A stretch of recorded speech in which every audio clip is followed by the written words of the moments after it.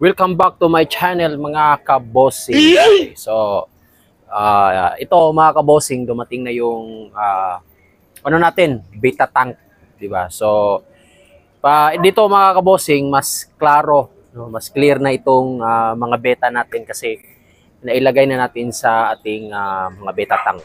Pero na-short pa rin tayo. Sige lang, dagdagan lang natin kapag mayroon na tayong budget.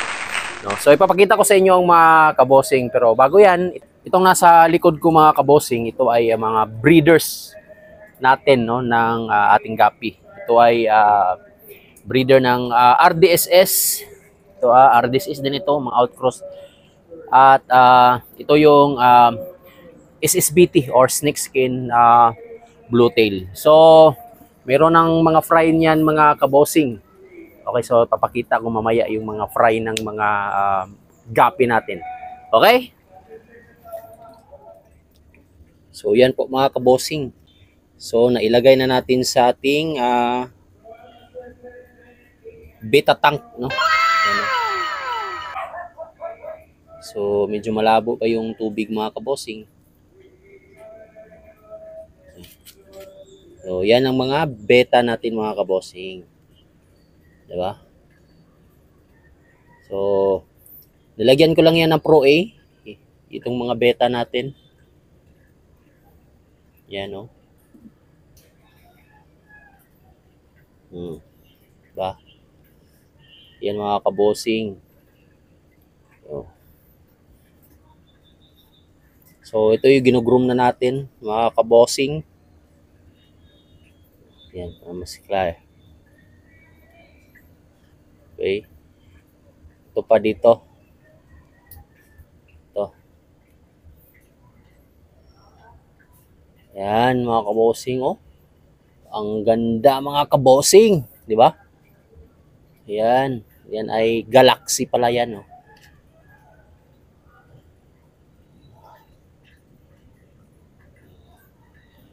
Di ba? So na-sure tayo sa beta tank mga kabossing. Yan, 5 lang yung napagawa natin. Pero may isa pa dito, yan ang walang yan, oh, walang tank. Pero okay na ito, may dalawa namang ano yung jar. No, at meron pang isa dito. Yan. So yan ang mga setup natin mga kabossing. Kabossing, yan po ang fry ng ating pangalawang batch ng Black Musco. Okay, so dito ko muna nilagay sila. Yan. No, dami, 'di ba? Oh. And ito naman, ito yung HB Blue. Yan, konti yung HB Blue mga kabossing. Oh, konti lang sila. Meron ding mga maliliit pa. Itong pangalawang batch at ito yung mga malalaki. First batch yan. Okay. Nandito yung mama nila na join sila kasi wala nang ibang tank. At ito naman mga kabossing ay ito yung EBT natin. Okay. Medyo malalaki na, no? 'Di ba? Nung last time na na video ko ito, yung maliliit pa. Okay. So ito. Yan, mga EBT yan. Okay, 'di ba? So marami tayong mga fry. At ito mga kabossing, ito naman yung fry ng SSBT. Okay, o snakeskin bluetail. Mix na yan. Yung mga maliliit yan, yan ang bago. Kanina pa lang yan na mga fry ng RDSS. Okay, so mga fry yan ng ating Red Dragon snakeskin outcross, no? Yung mga outcross natin. Okay, so meron pa dito mga kabossing.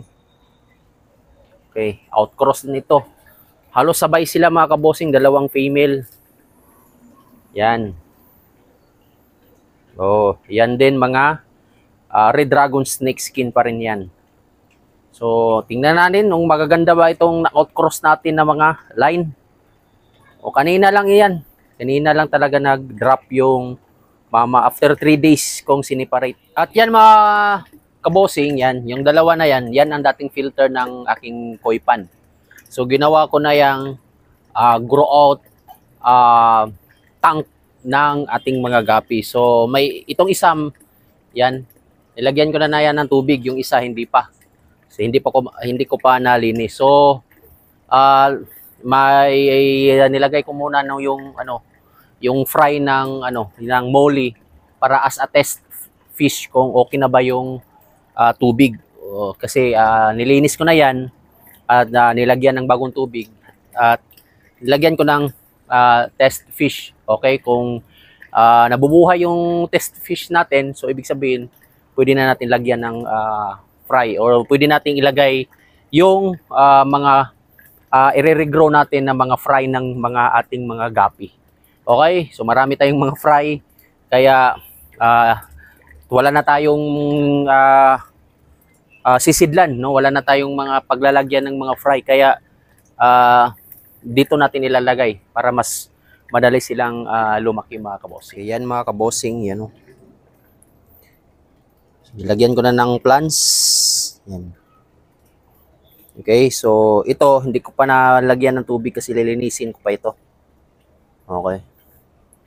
So pag natapos ko na itong linisin, nalagyan ko na ulit ng tubig. So yung may yan moly. Yan. Test fish natin yan pag nag-survive yan hanggang umaga. So ibig sabihin na okay na ang tubig. Okay? So ito yung mga magiging grow out tank ng ating mga gapi fry.